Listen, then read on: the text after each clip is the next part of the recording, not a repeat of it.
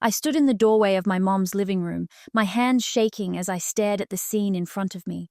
My boyfriend, Marcus, was sitting on the couch, shirt half buttoned, face pale, eyes darting everywhere, except at me. And beside him, with a cold smile on her lips, sat my mother, Grace. She looked too calm, like this was something she had been waiting to show me.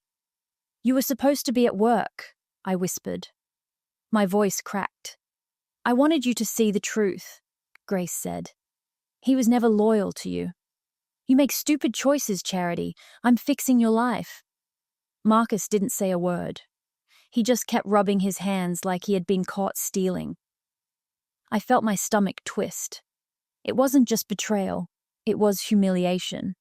It was the way Grace watched me, almost proud of the damage she caused, like pain made her feel useful. "So this was your plan?" I asked, my breath sharp. "To save you from wasting your future," she said. Something inside me snapped quietly. I could feel it. The version of me who tried to please her died right there. I walked out without another word. The cold air outside hit my face, and I realized my life had just fallen apart, and she wanted it that way. I drove aimlessly through town, my vision blurry. Every few seconds, the image of Grace's satisfied look flashed in my mind. It was like she enjoyed watching me break. Marcus tried calling me. I blocked him. Grace texted me once. "You'll thank me later." I almost threw my phone out the window. I parked near a quiet lake, the kind people jog around early in the morning. I sat on the hood of my car, hugging myself, trying to breathe. My whole life, my mom controlled everything. My friends, my clothes, even the jobs she said were safe. But this was a new level. She crossed a line she couldn't come back from. "I should have known," I whispered to myself. "I should have seen it." But the truth was, I never wanted to see it. It was easier believing my mom was strict because she cared, not because she needed control like oxygen. As I stared at the lake, something shifted inside me. Maybe it was anger, maybe survival, maybe both. I wasn't going back. Not this time. I turned the engine back on, wiped my face, and said the words that would change everything. "I'll rebuild, and she'll watch." I checked into a small motel on the east side of town. The room smelled like lemon cleaner and old carpet, but it felt like freedom. I dropped my bag on the bed and sat down, letting the silence hold me for a moment. I needed a plan, a real one, not the kind Grace pushed on me. First step, find a new job, something away from the places she could reach. Second, find a place to live, somewhere she couldn't show up unannounced like she always did. But the hardest part was accepting that Marcus was gone. Not because I lost him, but because of how it happened. The shame still clung to my chest. My phone buzzed again. My best friend, Tessa. "Where are you? I heard something happened." I typed back slowly. "I'll explain later." I lay back and stared at the ceiling. My body felt heavy, but my mind was wide awake. "I won't let her decide who I become," I whispered. And yet, as strong as I tried to sound, deep down I knew I was starting from nothing. Emotionally, financially, and mentally. But maybe nothing was a good place to build from. No expectations, no control, just me. The beginning of my life without her. The next morning I walked into a small cafe downtown. It had a warm glow, brick walls, and a smell of cinnamon that wrapped around me instantly. I needed work, and there was a "Help Wanted" sign taped crookedly on the door. Behind the counter stood a tall guy with soft brown eyes and dark curly hair. His apron was dusted with flour. He looked up and gave a gentle smile. "Morning? What can I get for you?" "Actually, I saw the sign outside," I said. "Are you still hiring?" His eyebrows lifted. "Yeah, I'm Noah." I shook his hand. "Charity May." He asked a few questions, past work, hours, experience. My voice shook at first, but Noah listened with patience that felt unfamiliar. No judgment, no sharp tone, nothing like Grace. "Can you start tomorrow?" he finally asked. Relief washed over me so fast I almost teared up again. Yes, absolutely. As I walked out of the cafe, holding the small application form he told me to bring back completed, I felt something I hadn't felt since yesterday: stability. A tiny step, but a step forward. I didn't see the black SUV parked across the street until it rolled past slowly. The driver didn't look at me, but I knew that car, Grace's. She was already watching. That evening, she showed up at the motel. I heard the knock and froze. Only one person knocked like that. 3 sharp taps, a pause, then 2 more. Like she owned the world. I opened the door only because I knew she wouldn't leave until I did. Grace walked in, without permission, her heels clicking on the tile. A motel? Charity? Really? This is embarrassing. Then stop looking, I said flatly. Her eyes narrowed. You're acting dramatic. I did what any good mother would do. Marcus was trash. You planned it, I snapped. You wanted to hurt me. She scoffed. Stop blaming me for your weak choices. You always reach for broken people. Someone has to pull you back. My breath shook with anger. You didn't pull me back. You pushed me off a cliff. Grace leaned closer, voice low and sharp. Come home, now, before your life becomes a joke. This independent phase won't last. I stepped back. I'm not coming home. For the first time, something cold flashed in her eyes. A warning. Fine, she said, but don't expect me to save you when this blows up in your face. She slammed the door behind her, leaving the room colder than before. I felt shaken, but also stronger. The next morning at the cafe, I handed Noah my completed application. He smiled, like he actually meant it. Glad you came back. I spent the first hour learning the register, then moved to helping with pastries. My hands felt clumsy, but Noah didn't hover or criticize. He spoke softly, showing me how to fold dough or steam milk, patient in a way that made my chest ache. At lunch break, he sat across from me with 2 sandwiches. You look tired, he said. I had a rough night, I admitted. Want to talk about it? I hesitated, then shook my head. Not yet. He nodded like he understood without needing details. That alone made something in me loosen. When my shift ended, Noah walked me outside. The sun felt warm, the street busy, normal, safe. You did great today, he said. If you ever need extra hours, just ask. I smiled for the first time since everything fell apart. Thanks, Noah. But as I stepped toward my car, I saw a shadow move behind a parked truck. Someone ducking back quickly. A chill ran down my spine. Was Grace following me herself? Or did she send someone else? That night, when I returned to the motel, I found an envelope taped to my door. My name was written on it in thick black marker, sharp, angry strokes. My heart pounded. Grace never used notes. She preferred her voice, her control. Inside the envelope was a single sheet of paper. You're ruining everything. Stop before you make this worse. No signature. But I knew the handwriting. I sat on the edge of the bed, my hands trembling.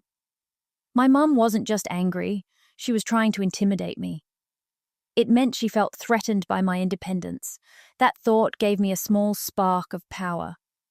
I texted Tessa, for the first time since everything happened. Can we talk? Within minutes she called. I answered.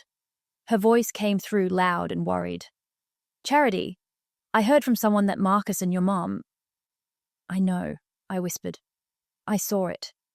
Oh my God. Where are you? Are you safe? I'm trying to be. We talked for half an hour. I didn't tell her about the envelope. I didn't want to drag her into this mess. But after the call, the room felt less dark. Someone was in my corner now. Still, the note sat on the table like a threat I couldn't ignore. Grace wasn't done with me.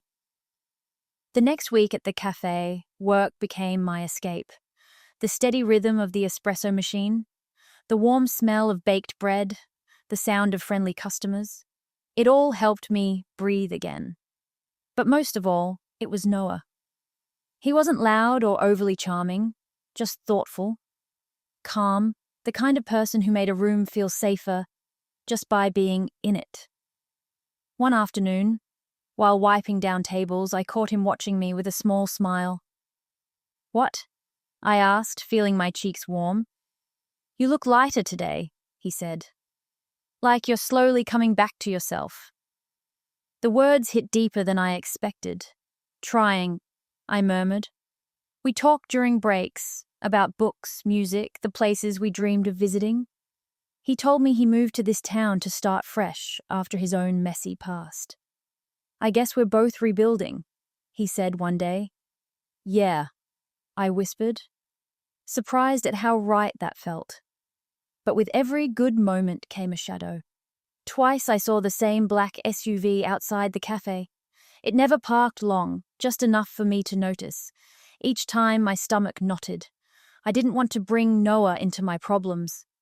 But deep inside, I feared he was already involved, without knowing it. It happened on a slow afternoon. I was stacking cups when someone walked in. A man I recognized instantly. My mother's friend, Mr. Daniels.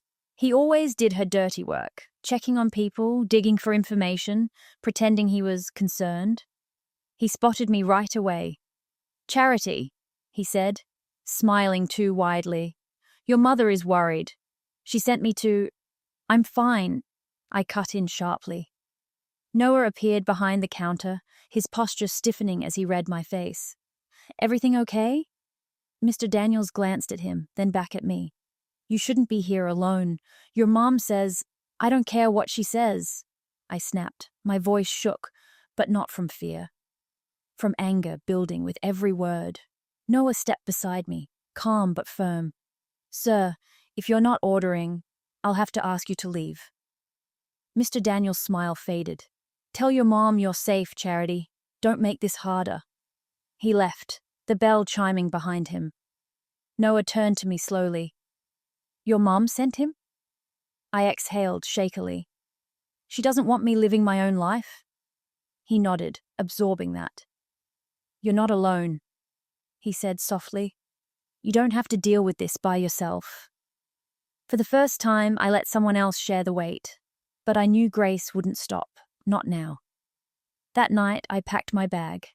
The motel no longer felt safe. I kept imagining footsteps outside my door, Grace's voice just beyond the wall. I needed a new place, a real one.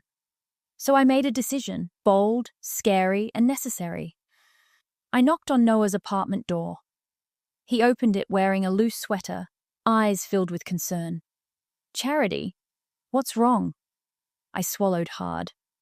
"I know this is a lot, and I don't want to cross boundaries, but I need a safe place for a few days, just until I figure out my next move."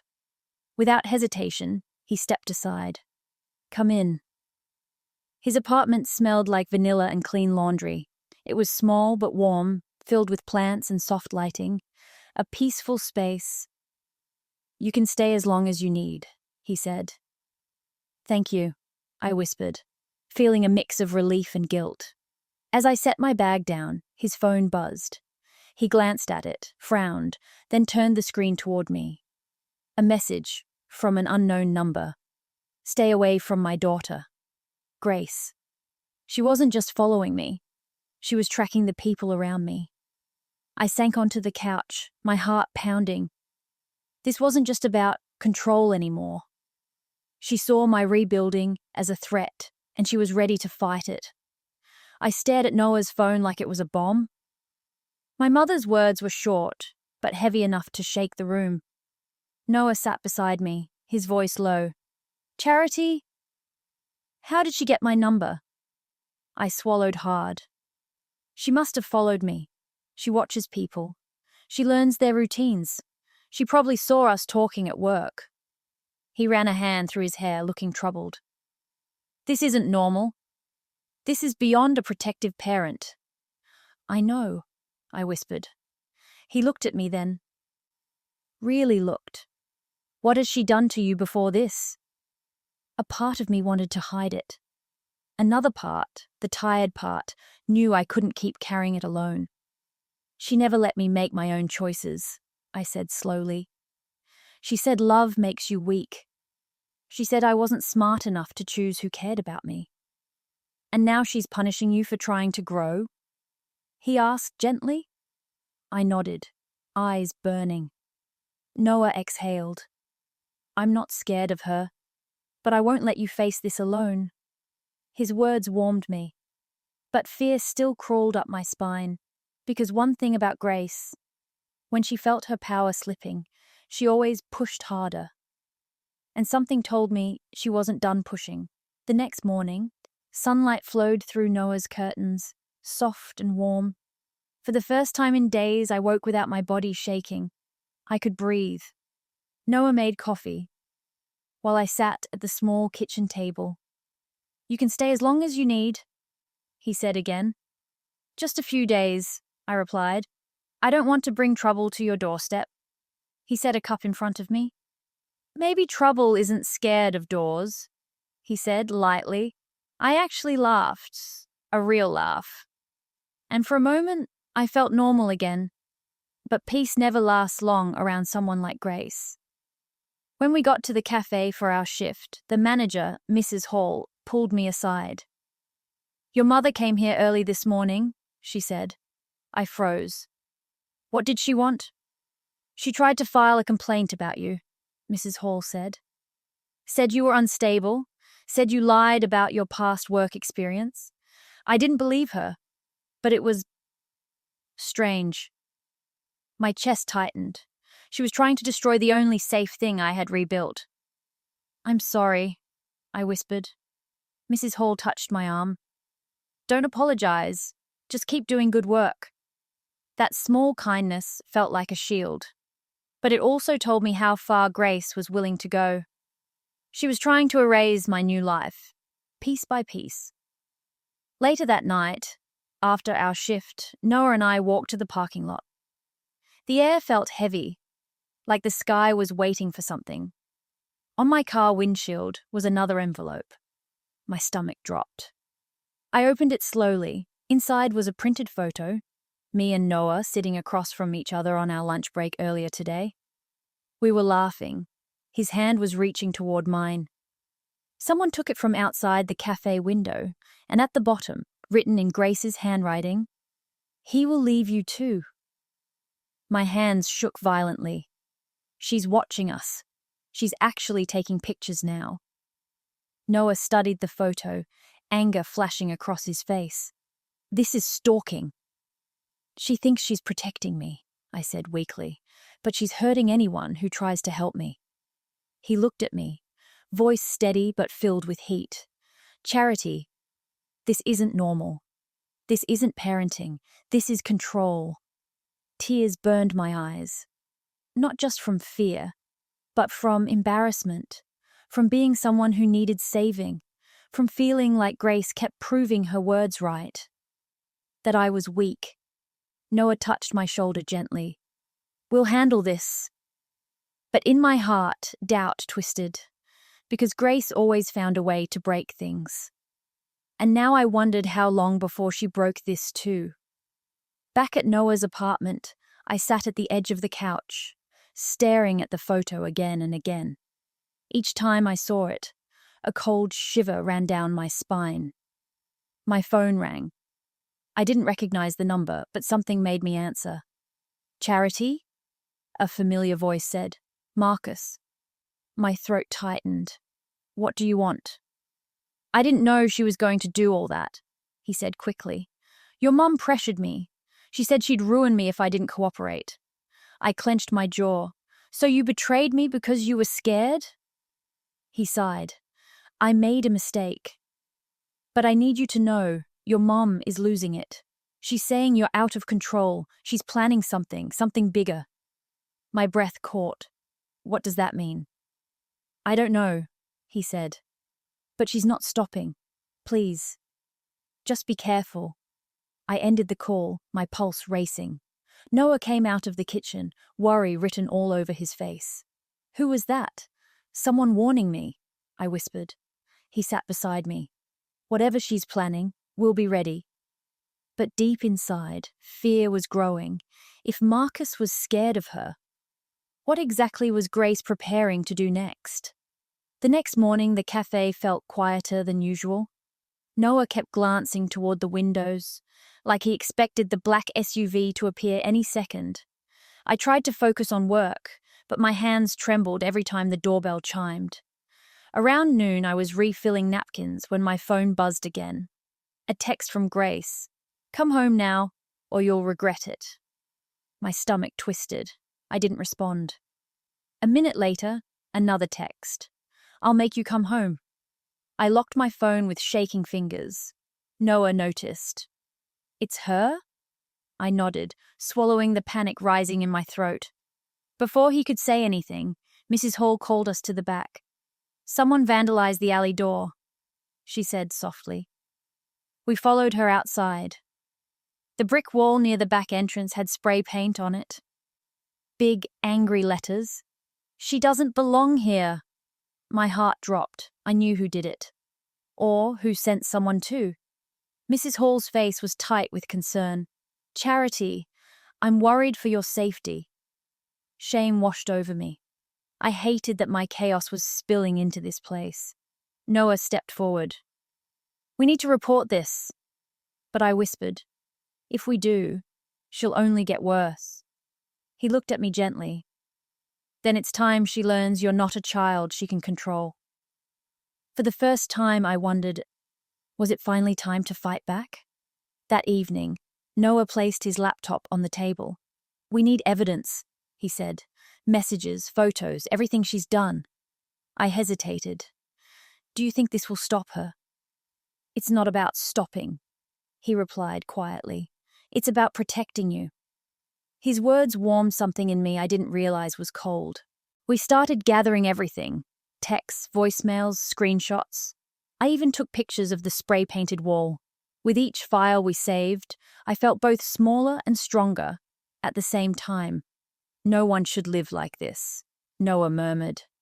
"She always said it was love," I said softly, "but it never felt like love." He looked at me, eyes gentle. "Love doesn't cage you." Right then my phone buzzed again. But this time, it wasn't Grace. It was Tessa. She sent me a video she found online. My hands shook as I watched it. Grace was standing in front of her house, talking loudly to a neighbor. The video caption said, "Wild woman screaming about her runaway daughter." She was ranting about me, calling me ungrateful, unstable, dangerous even. Noah watched over my shoulder. "She's trying to ruin your name publicly."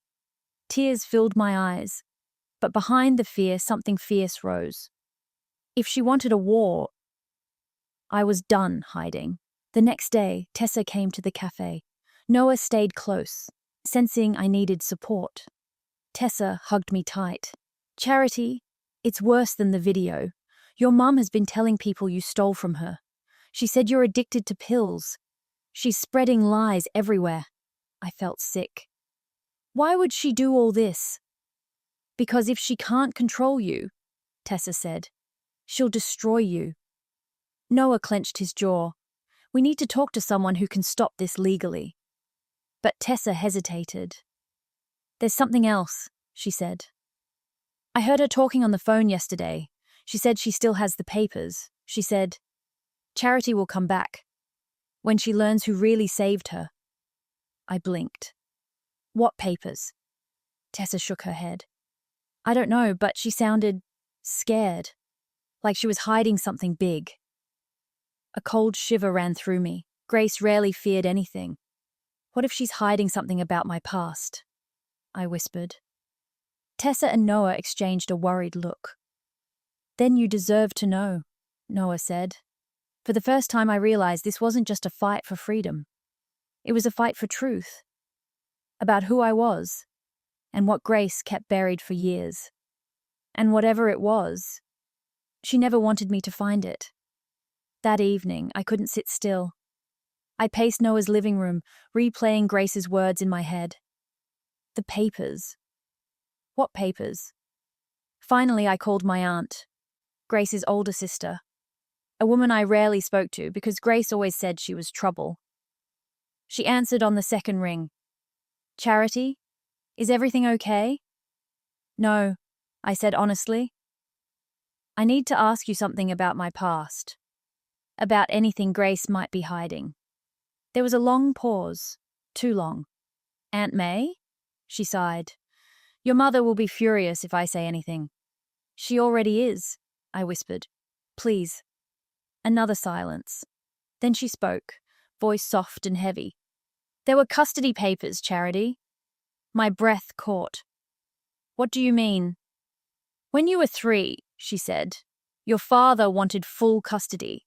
He said Grace was unstable. He had proof. But before the case went through, he left the state. He disappeared. The courts dropped everything. My heartbeat thundered in my ears. Aunt May, why didn't anyone tell me? Grace destroyed every document she could find, she said. But I kept one copy.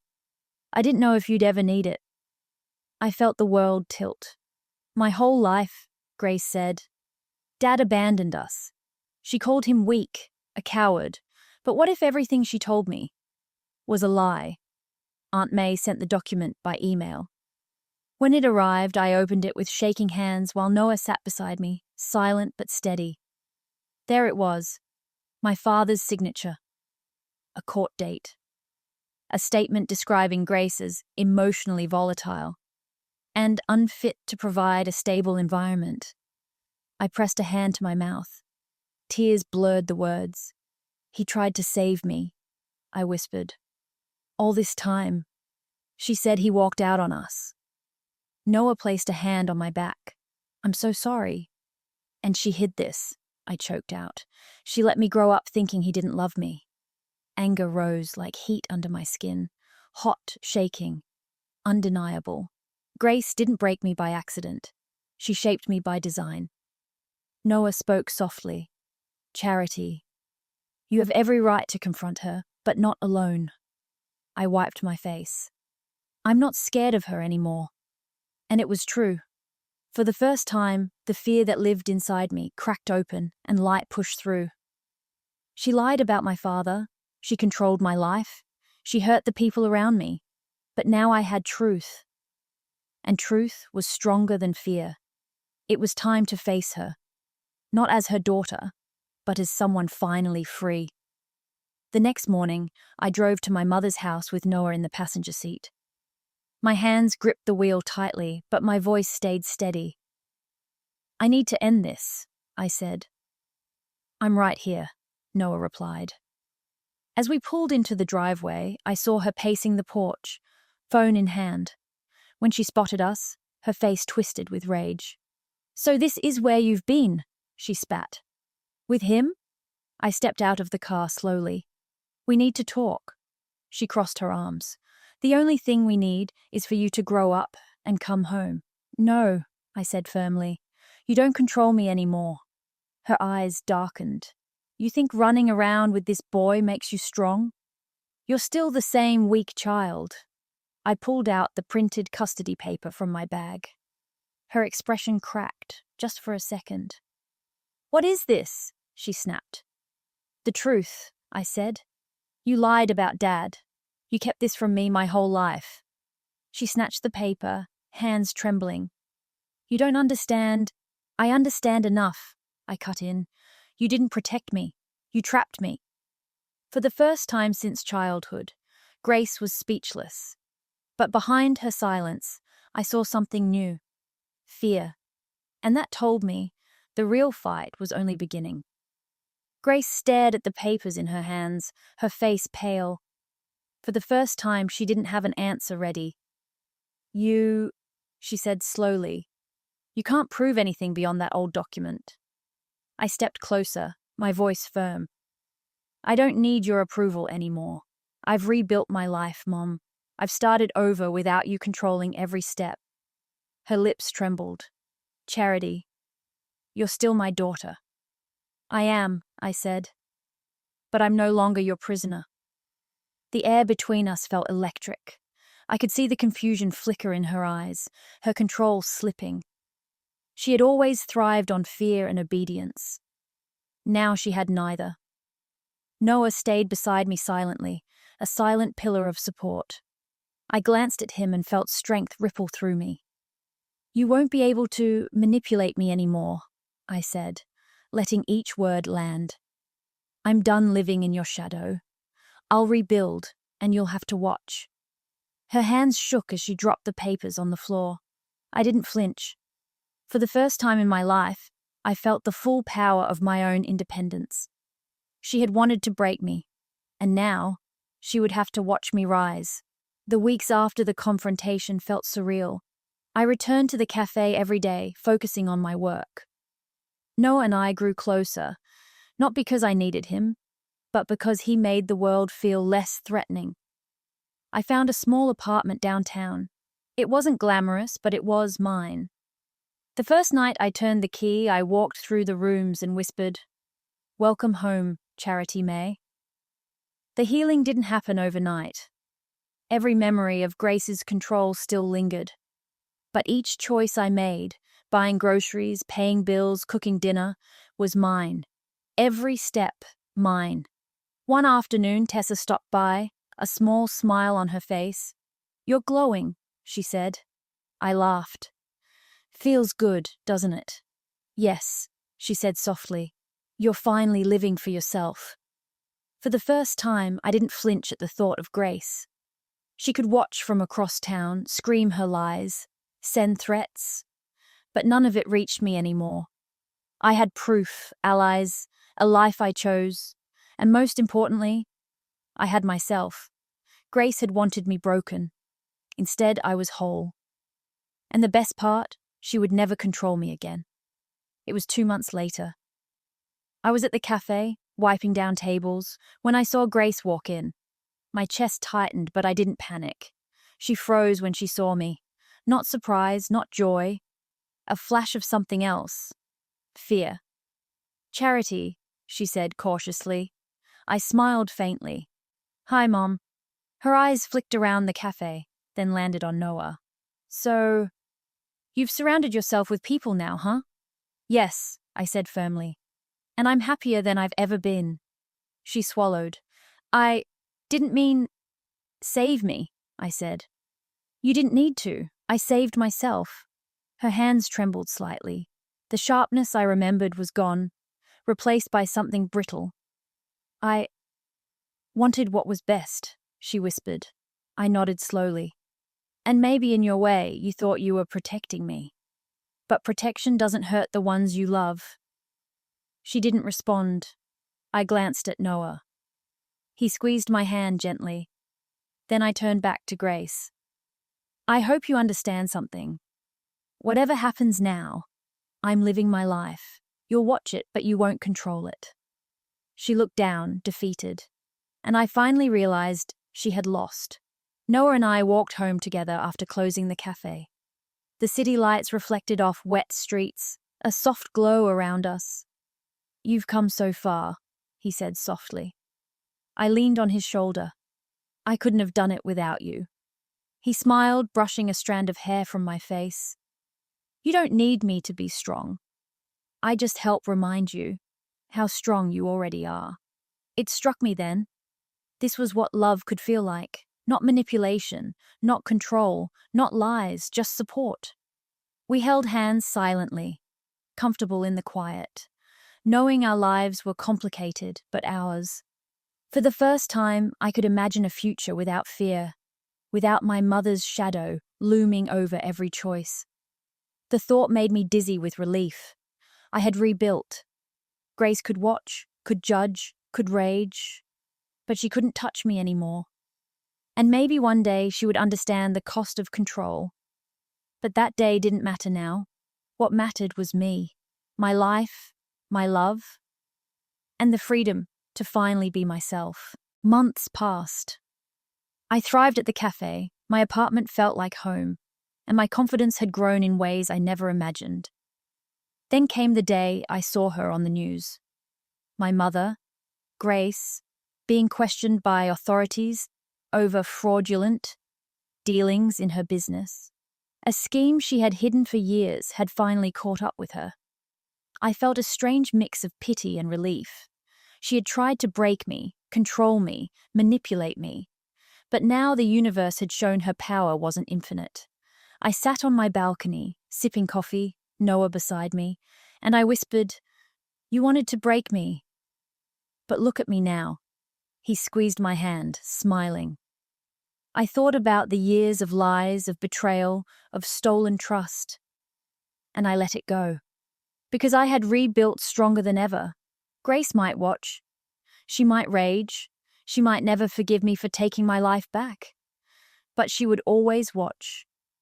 And every day, as I built my career, my love, my happiness, I reminded myself, she had lost. She had tried to break me. And I had let her watch me rise.